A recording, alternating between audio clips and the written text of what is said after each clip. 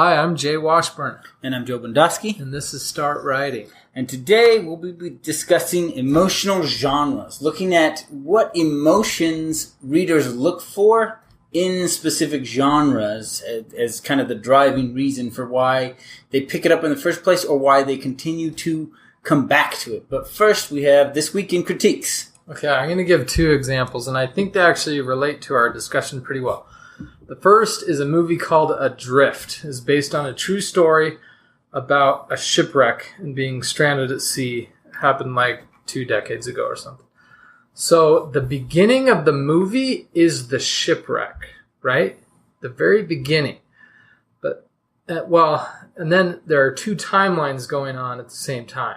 So after you use the shipwreck, like this horrifying, it's like terrifying, like very emotional. Use that as your hook. And then that timeline proceeds forward. Like, how do you recover from this shipwreck, right? Mm-hmm. There's this terrible storm they were in. Then there's a second timeline, which is about basically a romance, right? A young guy and a young girl meet. And you slowly see that they're about to get on a boat together, and it's going to lead to that shipwreck, right? So the entire movie is these 2 timelines going back and forth. And one is this couple that you know is doomed because you just got traumatized by the opening hook. And then the other one is like, how do you recover from that? And those 2 weaving together means that at the beginning of the movie, you have the hook, which is the shipwreck. And then in the other timeline, you're leading up to the shipwreck at the end of the movie. So it's at the beginning and at the end. And it's traumatizing both times. Anyway, it was just like a genius way, I thought, to use. I mean, this is a fact-based, like this is a real event. And they use that and like kind of, they changed the ordering to just ramp up the drama. And man, I felt like it was a genius move. So there's one tip. I've been reading a lot of sci-fi. I read one called We Are Legion, We Are Bob. And yeah, you can tell from the title that it's like slightly silly sci-fi. The premise is, well, you can tell from the title that this guy becomes a sentient machine, right? And so he starts replicating himself. And so the problem is you have a single character, Bob, but there's multiple versions of him, right? And the genius move that I got out of this was it's not Bob 1 and then Bob 2 and Bob 3. Like when Bob duplicates himself the first time, he makes his duplicate name himself differently. And so one Bob is like, I'm going to be Riker from Star Trek, Next Generation maybe. One of them's like, well, I'm going to be Homer. And like these are all characters that Bob loves, but now these multiple versions of himself, like we as readers can immediately say, oh, that's Homer. I know, like Homer Simpson, right? Right. I know him, and I can immediately like attach to that new Bob. Yeah. And so like it would have been a huge problem if it was Bob 1, Bob 2, Bob 3. And this fixed that. Like it was so easy to keep track of the characters because it's like, oh, I know who Riker is. Like I have an image in my head just like that. Yeah. Anyway, it was another genius move to like work with a tricky character situation. Yeah, like that is really brilliant. Yeah. Although I would say 50 years from now, that technique stops working. So if the novel survives the test of time, the tool does not. Yeah, I think you're right. Okay, so I have one. So I just read book 1 in the Red Sparrow trilogy. Oh. And so this is big spoilers here. I actually don't know. I haven't seen the movie. But I doubt they end the movie this way. Because this is the end of the book. So, again, big spoilers right here. So, at the very end of the book, what happens is they decide to... even though she's technically working for the Americans, the Russians don't know that. So, they capture her and they trade her back to Russia for one of the American spies that the Russians caught. That's like the end of the movie. It's like, what? That's it? Like, it didn't even feel like a big climax or anything. Like, I remember, like, the chapter ended, I'm like, what the heck? So, it was just, yeah, I was just really stunned that was the end. Wait, because it's not dramatic enough? Yeah, like, it just didn't feel like the end. Like, yeah. Well, so was there an antagonistic force that you were expecting to be taken out? So I guess a few chapters before that, they have a fight with a guy who's introduced as very much an evil person, right? And so, but the fight with him is fairly quick. Okay. And I don't know. I guess it didn't feel like a lot was resolved in the chapters following that, which made it feel like couldn't have been the climax because I didn't feel any resolution after, and so I assumed it was still building, and then it ended. Wait, and so like, what's the takeaway? How would you have done the ending? I think the climax just did not feel strong enough to feel like a climax, but also I think the lack of resolution in those final chapters also communicated to me as a reader, there's still more to go. Now, I had listened to this in an audiobook and I wasn't tracking the hours, which is part of the reason I was so surprised. And if I'd had a physical book, I would have known it was coming. It didn't feel like it was ending. So, well, I was going to say usually, but yeah, most books, I think you can tell the antagonistic force is about to be confronted. Yeah. It's going to hit the fan. yeah. Like, I think just thinking of Oathbringer. Which I read recently. I haven't read it yet. There is this huge battle. Goes for chapters. All the characters deal with just these overwhelming challenges. They all have these big all is lost moments. And then they're able to just barely nudge it out. And then after, we have the resolution of various relationships and whatnot. Some romances come together. Some end permanently. And so forth. There's a strong climax and a definitive resolution, All the romances that have been building and developing within that novel, like I said, they either come together or end in the resolution period of the novel, right? Like, there's still a lot more to go on. Like, this was a huge battle of a major war. But it felt like the climax. Like, I remember even in the resolution, I was like, the book's over. How long is this going to keep going? Like, the resolution was really long. I was actually surprised. But I had no doubt in my mind I was in the resolution. Yeah. Whereas with Red Sparrow, I never even knew I hit the climax. Okay, so our discussion. Emotional genres. So Writing Excuses talked about this, and the term they had kind of used for this was elemental genres. Now, there was a difference there, because they were talking about a style of writing. Whereas I'm going to be talking about just basic human emotions and some of the neurochemicals that drive those emotions, and then we'll connect that to story elements. So there's kind of an intersection between those two, but it's fuzzy. But yeah, so they did a series on elemental genres if you want to look that up. So looking at these emotional genres, the first thing we want to do is kind of break down human neurobiology. And so we have a lot of neurochemicals that make us up. And in our genetic codes... This is why people love this podcast, because you do stuff like this. But in our genetic codes, we have either an overproduction of certain chemicals or we develop a preference for certain chemicals. So you've heard the term adrenaline junkie. These are people who derive a lot of pleasure from adrenaline experiences. Not everybody does. And that's just in your genetics, the way you have that preference for those chemicals. And if you're not an adrenaline junkie, guaranteed that the things you like to do are stimulating specific neurochemicals that you enjoy more. So we'll talk about some of these, like dopamine is a pleasure chemical, but it's also strongly associated with new experiences. Oxytocin is kind of a bonding chemical. It's about connecting with other people. Serotonin has a lot to do with socializing. So if we take, for example, a serial dater, someone who just dates a lot of people and they kind of move very quickly from one relationship to another, what you see is a craving for serotonin, these changing new social environments, with dopamine, that novel new experience, and so they're just moving from one to another, and there's definitely a strong draw to that chemical experience. Whereas conversely, someone who commits very quickly to a relationship is probably driven by oxytocin and serotonin, right? They like that bonding feeling to another person, and so they commit into a relationship very quickly. And because they're very relationship driven, it's that serotonin component, that very strong social drive. So you can kind of break down, essentially you can break these down into kind of personality types, right? Instead of, talking about colors or the Myers-Briggs. What we're talking about here is what is your chemical preference? And then people then have different ways of deriving that from various activities.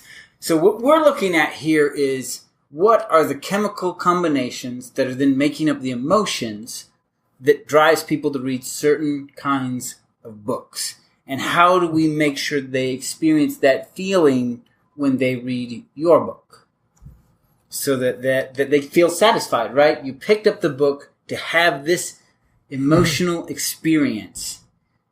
And if you get it, you walk away satisfied. And if you don't, you won't. You know, it's really that simple. And people may not even be able to identify that, saying, you know, like, if you had asked me before I became a writer why I like read fantasy, I'd be like, I like dragons and swords. I don't know. But I can now explain it to you very clearly why.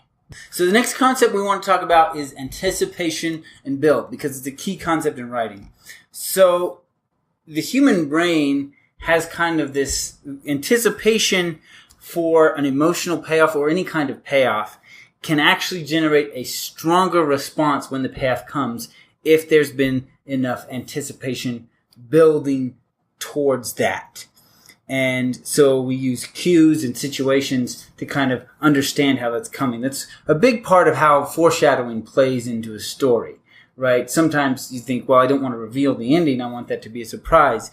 But in putting that in there, you can build anticipation for the ending. So, and that actually relates to that movie Adrift. The opening sequence of the shipwreck is traumatic, but it's even worse leading up to it at the end of the film, because you know how bad it is, and it just fills you with this anxiety and dread because you know what's coming. So talking about how big this anticipation creating bigger reward payoffs is, $38 billion industry is built on this, and that's the lingerie industry. And so they did scientific studies with mice. So they'd get these mice these little red vests they would have the female mice wear. What the heck? To kind of, because essentially what they're saying is lingerie in itself is not sexually appealing, but rather it is that we are told that it is a cue to anticipate sexual activity that then makes it that. Right? And so what they were doing with these mice is when they were breeding them, half of the female mice were then given these red vests. And they would then monitor the brain activity of the males. And once they had made that association that the female in the red vest is in heat, they would have stronger testosterone spikes and emotional reactions to the female mouse. So weird. Because that anticipation was put into the situation for them. And like I said, $38 billion industry is built off this exact idea, right? If this was not a component of human psychology, it wouldn't work. Nobody would care. Nobody would buy it. Be like, no, wouldn't naked be better? Be like, no. Because of the way the human brain works, lingerie is better than naked because it builds that anticipation so that when it's achieved, you get a bigger emotional payoff than if it was just normal. We'll look at thriller. In writing, we have a genre called thriller, but in film, they don't. In film, they call it suspense. And a big reason for that is that's the actual emotion that people look for in those kinds of stories, is suspense. Now, suspense is all about anticipation. It is all about being able to anticipate negative consequences and usually having a small hope that it will work out, that they'll find a way around these incoming negative consequences, right? It's like somebody sitting on the train tracks, you see the train coming, and they do nothing, right? Great book and movie, Stand By Me. So Stephen King writes the book Stand By Me. So there's Teddy. He's kind of a crazy wild kid. It's all a bunch of kids. They're 12, 13 years old. And there's a dead body. And they want to get the credit for finding it. So they have to go find it and then call it in. And they've never seen it. So they go on this big, just trek through the countryside to find this dead body. And they cross these train tracks, and Teddy, who's a little bit crazy, wants to do a train dodge. So he stands on the track, and the goal is to just stand there as long as possible and not let the fear override you. And his friends are freaking out because there is literally a train headed towards him, and he is refusing to move, right? And so now you have this anticipation, right? Will the fear get to him in time and he'll move?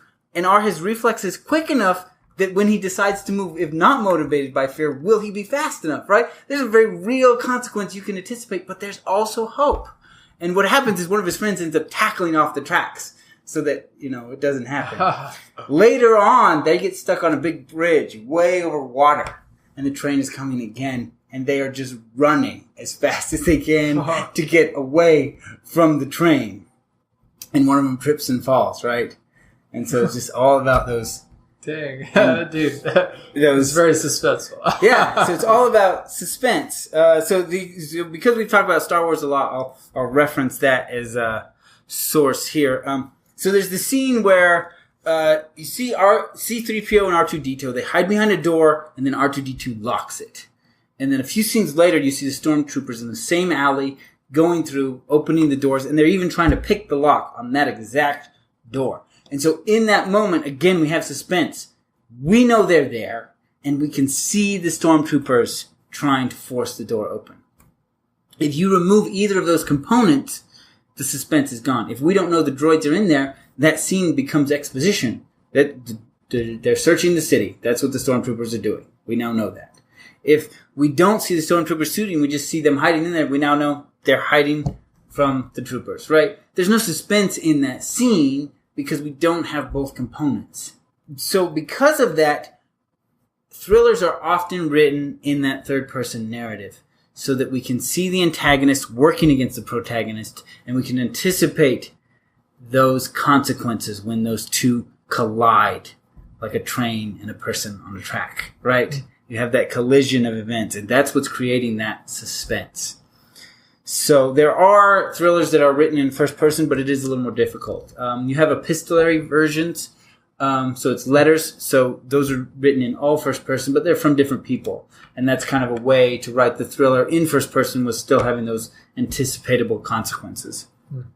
In The Martian, Mark Watney is able to either verbally talk about or just in his thoughts think about the problems and the potential problems on Mars. And so when we see those things starting to occur, he's already given us the details on how it will cause problems for him. And so you can kind of anticipate it that way. Man, they about 3/4 of the way through the book, or maybe halfway, it jumps out of the first person and goes to NASA. Yeah. I remember thinking when I read it, I was like, oh, that was weird. Shifted viewpoints. Yeah. So action adventure. This is all about new places and immediate action and consequence, right? We're not anticipating this anymore. It's just happening. So Indiana Jones was kind of based on these early versions of stories, and they're very much adrenaline driven, right? Whereas with Indiana Jones, like if you think about like the Temple of Doom with the carts racing there on the track, there's not you don't have long anticipation between events. Everything's happening right now, and there's immediate consequences for these decisions. Man, I love those movies. And even when you get, a little bit of anticipation, it's usually not more than 30 seconds out, right? There's not a lot there. Yeah. These, part of this is based around the whole travel junkie, right? A lot of people know travel junkies who just love to go see new places and visit them. And that's kind of a dopamine-driven experience, right? They like the new, something they haven't seen or done before, but it's combined with adrenaline craving. So it's a very specific personality type that way. And so usually, again, going back to Indiana Jones, this takes place in an exotic place that either most people haven't been or even that they can't go to, right? So Indiana Jones and The Last Crusade, particularly when it was made, a lot of these countries were even off limits for visiting, right? Similarly, Temple of Doom, these are, very backwoods parts of India that as a general tourist doesn't even get to see, right? So it's not just another country, it's parts of it that tourists don't usually see, right? It's a whole new experience that way. And then, of course, driven with a lot of action to pump up the adrenaline. So this is a little bit different from fantasy, because we'll talk about later. Fantasy is about a sense of wonder. Because with fantasy, you see a new world, but it's not your world. And so that's kind of a difference between the two, is that traditional action-adventure genre, usually it's their world they're more interested in. So mystery is about the feeling of insight, right? This flash of brilliance you have when you solve the puzzle. And it's about solving the puzzle either before you get all the pieces or at least before the protagonist does. Before you're given the answer, you want to put this together, right? And it makes you feel very smart, right? And that's a feeling that the readers want when they read mystery. And for that reason, mysteries are usually told in first person, or if they're third, they only follow the protagonist. Because if we suddenly start writing a chapter from the antagonist position, then the mystery's solved. You've switched from mystery to thriller because I'm not putting the pieces together anymore, right? And so, oddly enough, thriller mysteries get thrown into the same genre, but the emotional draw of those two kinds of stories is very different for the readers, right? One wants suspense, the other wants insight, you know? So what about a Da Vinci Code that I feel like has an element of mystery? You're trying to figure out who the bad guy is, but it's also very much a thriller. It is, yeah. That is actually a really good blend of the two genres. He's targeted both audiences with that style of the story because there is a mystery that you can try and put together before him for that flash of insight, but there's also a lot of suspense elements that drive it. And I think what was done there is the mystery is a mystery to both sides. Right? Whereas a lot of times you're trying to figure out who the murderer is. And so you can't tell that mystery from both sides because otherwise you reveal who the murderer is. Whereas with the Da Vinci Code, the mystery is the Da Vinci Code. And the thriller is about the two people competing to get the answer to it. Yeah. Same thing with National Treasure, right? It's a thriller mystery. But the mystery is not known to anyone. They're trying to crack these national secrets. But there are two sides competing, which creates a thriller component. Oh, that's cool. So romance, love, and lust, and it kind of depends on where you fall on the spectrum, which emotion they're really pursuing here. So this is kind of a self-evident genre, right? I mean, it's not a confusion about what emotion people want for it. They want to have the feeling of falling in love or being in love and fighting to keep it. And so as the steaminess of the novel increases, you have kind of a switch from love to lust. Like erotica, these people want this sensation of lust. That's why they're reading erotica, right? Whereas, more of a sweet romance, they're just looking for that sensation of falling in love. And some people go in looking for both and they'll read kind of the middle of the road. They want both sides. So how this is achieved, and this genre is driven by us understanding and connecting to the protagonist more than anything, right? Because you have to stimulate empathy, right? Our ability to feel the emotions of another person. And the bigger the connection we feel to another person, the stronger our empathy is for their emotional experiences. So by connecting the reader very effectively to that protagonist, when the protagonist falls in love, the reader falls in love.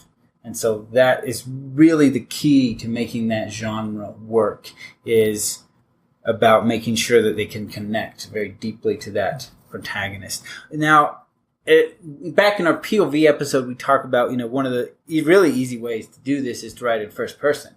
But here's the weird thing about romance. A lot of romance readers don't like first person. They prefer a third person narrative.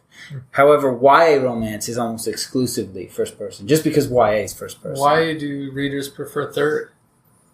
They do? For romance? No, I'm asking. For the moment, almost all YA romances are still written in first person, just because YA is. But so adult romance, you said people prefer third person over first. And why is that? I don't know. I talked to several romancers, or I guess I messaged them on Facebook, and they said, no, my readers don't like first person. So I don't. It seems like you can get deeper into the head of the person. Yeah, but I mean, if your writing style is strong enough, you can get just as deep in third person. So, as to why that is, I don't know. Maybe it's maybe it's if these people are in a relationship and they're reading in that first person, maybe it makes them feel slightly unfaithful, which is why they don't like it. I don't know. Like and I don't have a sample size to tell you if this is a large enough sample for statistical data. I contacted 4 romance writers. They gave me the preference on their readers. But like I said, so even here, that information may be a little off. So that was just based on the feedback I was getting from the people I was talking to. So fantasy. This is a sense of wonder. And it's about seeing something you've never seen before, but it's also something incredible, something unbelievable, right? Beyond possibility. And that is kind of what drives that sense of wonder. And the reason a lot of people go to fantasy for that is it's incredibly hard to achieve in normal life. Like a lot of people experience, like when they see the Grand Canyon for the first time, they experience a sense of wonder because it's just, as much as it's called the Grand Canyon, as much as you've seen pictures of it, you don't really feel it until you're there and you realize, yeah, like for me, I remember I had this experience when I saw the St. Peter's Basilica for the first time. Right, it's one thing to see pictures or even video of it, but to see it in real life, like you're just overwhelmed. Like it borders on the impossible. What was done there, it's just incredible. That's awesome, and that's what draws readers to fantasy, is to see the impossible brought to life. And so yeah, they want to see something new, and that's where why there's a lot of world creation. Yeah. Is that's part of, there's magic and there's world creation because that's how you bring that experience to the reader. And I think one of the real challenge in writing fantasy series is how do you bring something new each time to the reader, right? Which creates a real difficulty in writing series or long fantasies. Because if they're coming for wonder, how do you deliver that in the next book and the next book? Oh, yeah.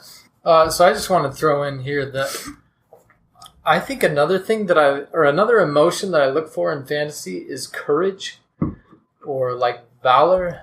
But you could look for that anywhere. Well, true. But so it takes courage to run into a burning building or to like dodge. You're in a car chase, right? Like, so I'm thinking thriller genre, or it takes courage to speak to a woman that you have not yet been introduced to, right? But in fantasy, you can take that principle of courage and you can say, well, what if there were this creature that was like massive and it had these massive wings and sharp teeth? Like, so you can illustrate courage, which you can in the real world too, but in a different way, almost like metaphorically. I feel like fantasy can take us deep into these metaphors and sometimes illustrate things that I think can be harder to access in other ways. But yeah, so I guess what I'm saying is like facing a dragon in a fantasy novel helps me understand courage, which is usually like a smaller emotion in real world situations. I don't know.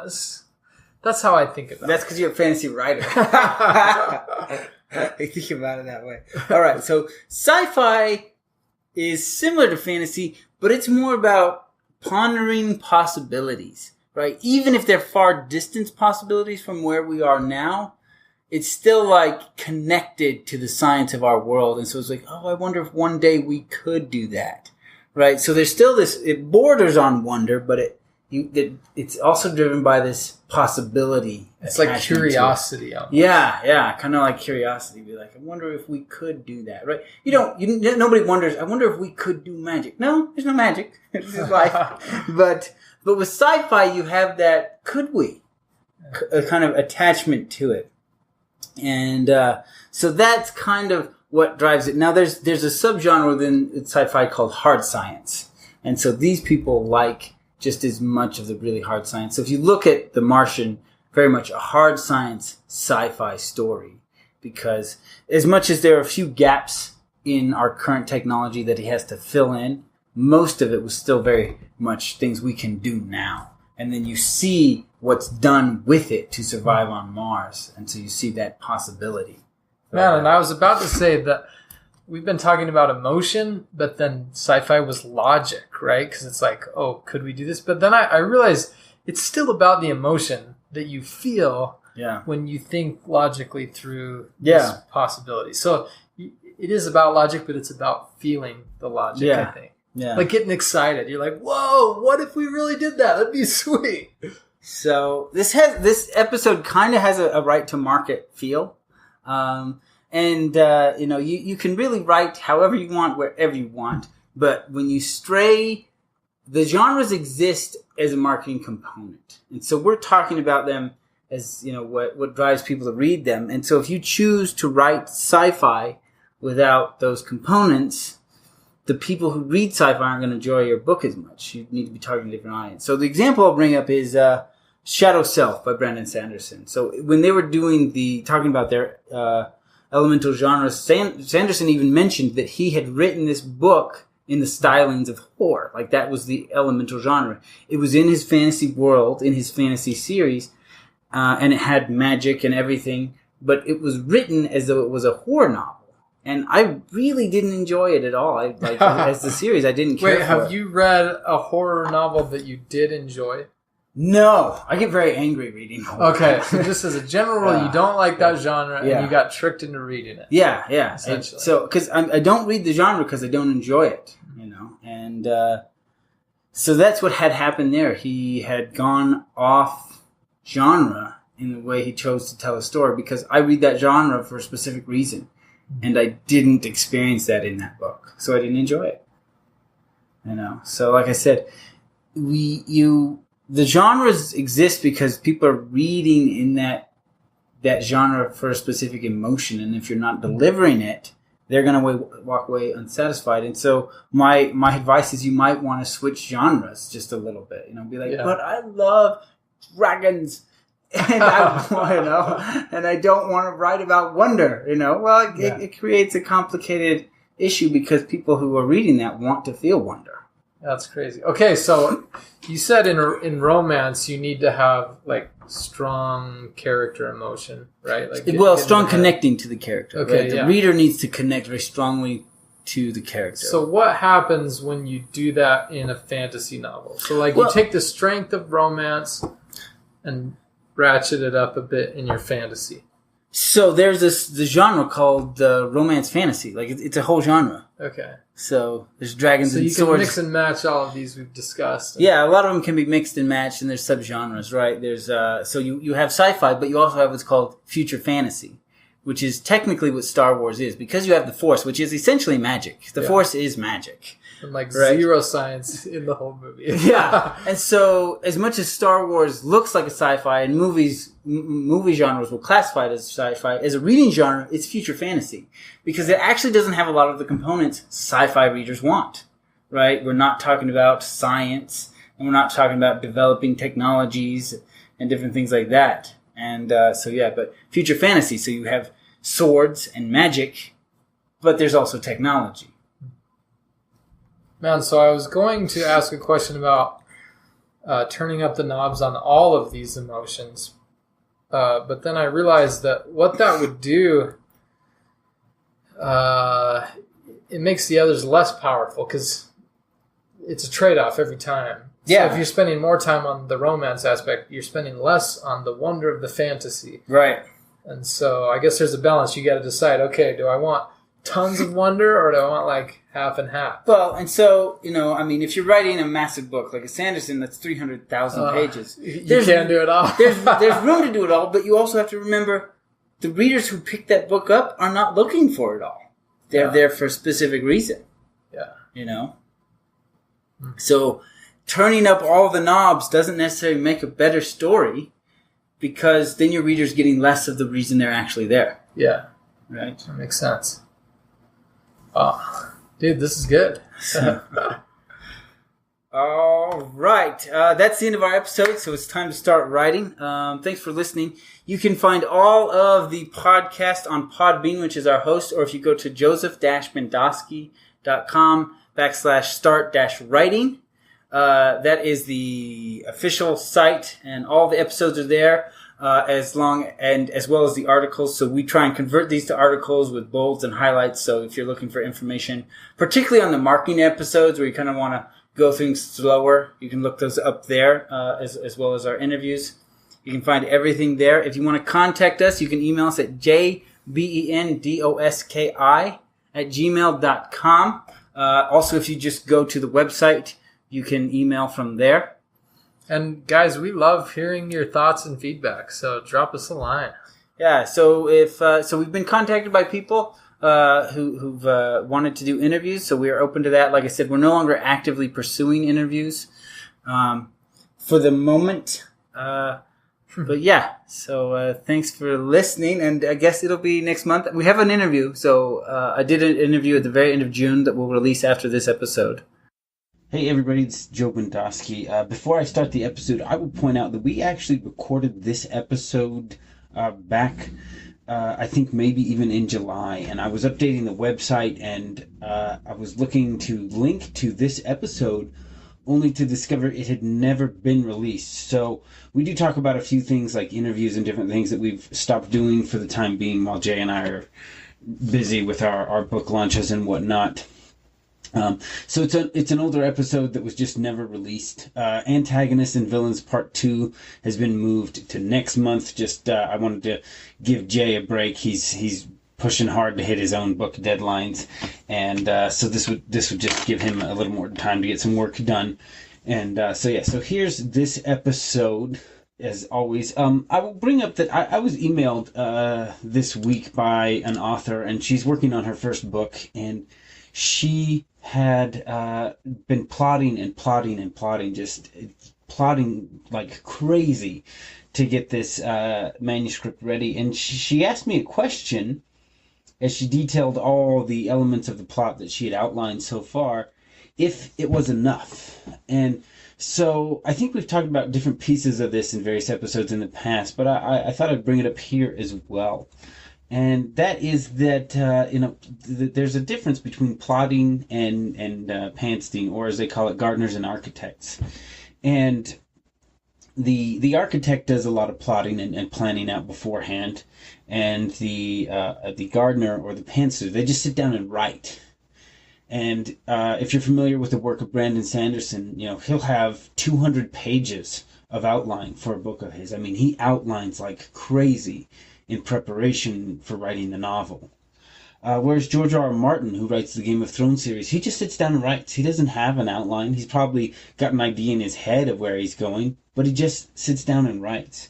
And my answer to her is as much as I do here, is that you want to find the method that makes writing easiest. It's not about which one is the most time efficient. A lot of people say it probably balances out. The outliner spends more time outlining and less time in revision, and the pantser spends no time in outlining and a lot of time in revision. And I don't know if those timelines balance out, but it's all about just finding the method that makes writing easiest for you. In my own experience, my first novel, I pantsed, and so I would just sit down and write. And every time I sat down and looked at just a blank page to start a new chapter, I dreaded it. I hated sitting down to write those new chapters. I didn't mind revising old ones, but sitting down to write just from blank, it was brutal. And it took me a really long time to get that novel finished. So when I went in to write my second novel, I had kind of an outline set up for myself. I actually tried to outline like crazy, and so I mapped out everything, all the events, all the character arcs, just everything galore. And then when I started actually writing the novel, by the end of the first chapter, I had some really good ideas that I wanted to follow that would then take me away from the outline that I'd spent forever planning. And it was in that moment that I recognized that a very detailed outline didn't work for me, because I needed freedom to kind of chase new ideas within the chapter. So I sat down again and I made just kind of a brief light outline. I knew the climax I was working towards. I knew the midpoint twist that I wanted. And I knew the inciting incident. And then when I'd sit down at each chapter, I wouldn't just start into the chapter. I'd kind of map that out as well. What was the, kind of the peak emotion that I was working towards, and how would it kind of resolve if I chose to resolve it in that chapter. And so I'd map out a few points like that. And that made writing very easy for me. There was a lot of flexibility and freedom within each chapter to kind of chase new ideas. And it wasn't throwing out massive outlining before. Like I said, I'd only written down 3 or 4 points that I was working towards. And so that is what I found had really worked for me in my writing. And so, as I said before, the method is what works best for you. So I know I put this at the end after everything there, but I just, so that's why you didn't get Antagonists and Villains Part 2. This month is we just had this episode that was unreleased, and to give Jay a little bit more time to really focus on his novel. And I wanted to share that information I had, her response into outlining and trying to figure out what's best, and find what makes the writing process easiest, so it's not something you dread. If that's having an outline, then outline. And it's a spectrum. For me, I can't go in blank, but I can't have anything too detailed either. So thanks for listening.